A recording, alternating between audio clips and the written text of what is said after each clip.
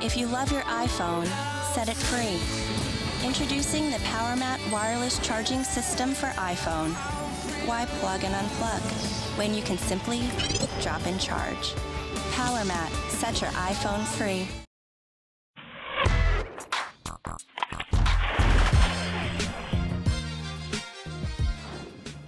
What's happening, Apple Biters? I am out of town again, and this time I'm covering E3 in Los Angeles, but we wanted to give you something instead of nothing for a show, so it's an all-email show. But I promise we'll be back with more news and stories next week.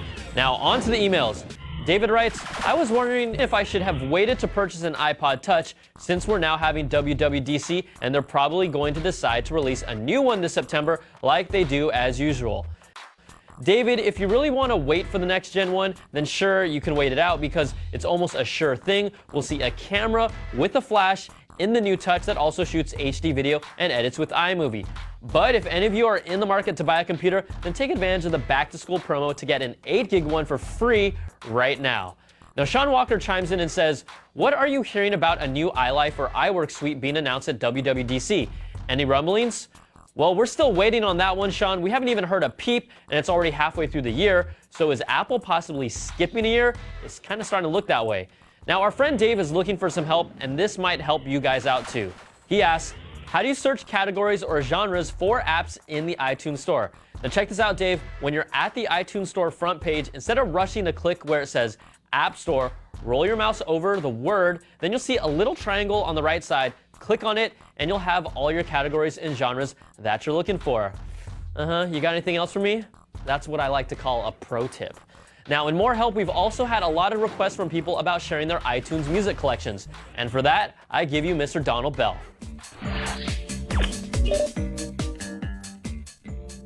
Hey there, I'm Donald Bell for CNET.com, and today I'm going to show you how to sync your iTunes libraries between multiple computers in your home using a new feature in iTunes 9 called Home Sharing. It's a great solution for those times when you buy an album or a TV show on your computer and your wife or kid wants a copy on their computer too. It also comes in handy if you have a laptop and a home computer whose music collections have branched apart and you'd like to get them back in sync. The first step is to make sure all the computers in your home are running iTunes 9 or later and are connected to the web through your home router. Next, find the first computer you want to share from and select the Home Sharing icon in the left window of iTunes. If you don't see an icon, go into the Advanced menu of iTunes and select Turn Home Sharing On. In the main window, you should see a place to plug in your iTunes Store login and password. After hitting Create Home Share, repeat these same steps on the other computers in your home. iTunes only allows a maximum of 5 computers to be authorized, so if you're managing more than that, choose carefully.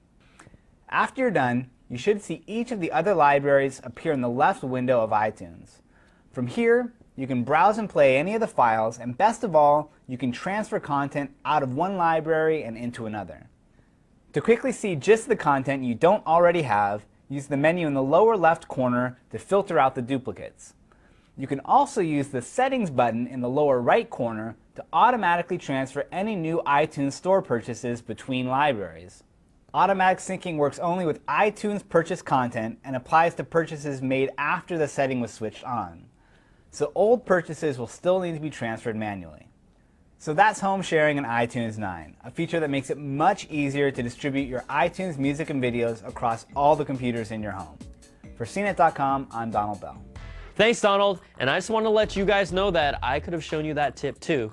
Now, we gave away our app magnets last week when you, the Apple Biters, told us your favorite ice cream flavors. But I wanted to point out a few that caught my attention. Reeve Robledo's favorite? Bubblegum pistachio. Yeah, I like to mix it up. You're a sick man, Reeve. Now, Dominic Critchlow said Coca-Cola orange. That's weird because I just threw that up last night. And Pablo Silva said, my favorite ice cream is the one that has Megan Fox's flavor in it. Well, Pablo, you know it's probably really pretty looking, but there's not much to it. In fact, I'm guessing it might even be an empty edible container. Now, we also get some interesting emails here. Dave McLean writes in with, I just wanted to say that I find Brian to be one funny bastard. I watched the Apple Byte segment and I don't own anything from Apple. Thank you, Dave. I'm sure my mom appreciates that one. And we're closing out the show with this one. Joe Schmo87 writes in with, Brian Tong is always wearing the tackiest shirts. I think it would be best if he did his video segments shirtless. Well, you know, I've always said I'd do anything for the Apple Biters, so here it goes.